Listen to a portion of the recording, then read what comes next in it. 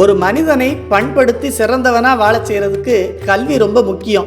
ஒருவேளை நம்ம படிக்க முடியாமல் போயிட்டாலும் அனுபவப்பட்டவங்க சொல்றதை கேட்டாலும் தெரிஞ்சுக்கிட்டோம்னா அது நமக்கு ஒரு கஷ்ட காலத்தில் கை கொடுக்கும். கண்ணப்ப நாயனார் வேடர் குலத்தில் அவதரித்தவர். அங்கே எழுத படிக்கலாம் வாய்ப்பில்லை.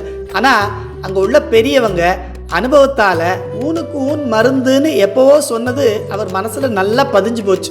கண்ணப்பர் மலை மேலே குடிமித்தேவர் கோயிலுக்கு போய் சிவகோசரியார் மாதிரி தானும் பூசை பண்ணணும்னு நினச்சி பொன்முகிலி ஆற்று நீரை வாயில் கொண்டு வந்து உமிழ்ந்தோம்.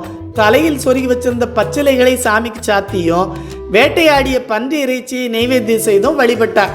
கண்ணப்ப நாயனாருடைய அன்பை நமக்கு காட்ட வேண்டி சிவபெருமான் ஒரு நாள் தன்னுடைய ஒரு கண்ணிலிருந்து ரத்தம் வழிகிற மாதிரி செஞ்சார். என்னென்னமோ மூலிகை மருந்துகளெல்லாம் கொண்டு போட்டும் பயன் இல்லாமல் போனதுனால தான் முன்பு கேட்ட அந்த ஊனுக்கு ஊன் என்ற அறிவு இப்போ நினைவுக்கு வர உடனே தன் கண்ணை எடுத்து சாமி கண்ணில் அப்பி அழிவில்லா புகழ் பெற்றார்னு பெரிய புராணம் சொல்லுது. அப்போது படிப்பறிவே இல்லாட்டா கூட கேள்வி ஞானத்தால் எவ்வளவு பெரிய விஷயத்தை செஞ்சு உயர்ந்த நிலையை அடைந்தார் பார்த்தீங்களா?